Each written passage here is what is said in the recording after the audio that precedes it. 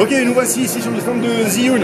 Zhiyun qui nous avait parti avec le Crane 1, puis avec le Crane 2, et maintenant avec le Crane 3. Ça, c'est leur prototype qui sortira en octobre. Form factor plutôt atypique. On se retrouve avec une poignée ici derrière. Et là, le petit trépied qui se trouve en bas nous sert de poignée.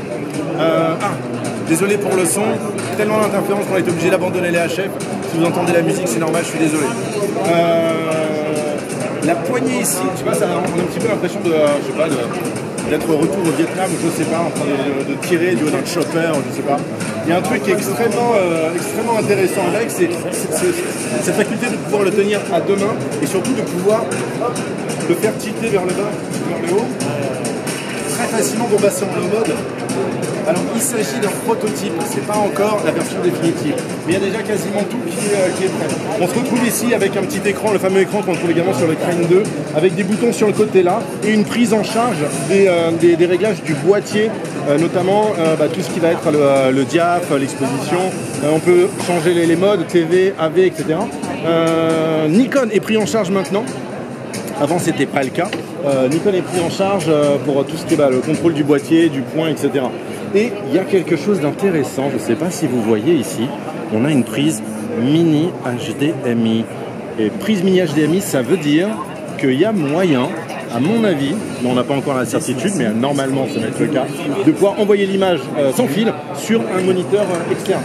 On trouve ici des prises USB-C qui pourront servir à alimenter les boîtiers type des A7S2, A7S3 quand il sortira, A7III et qu'on sort tout ce qui fonctionne en fait en USB-C, mais j'ai 5 aussi.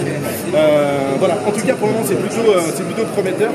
J'aime bien ce form factor, c'est étrange, vraiment j'aime bien.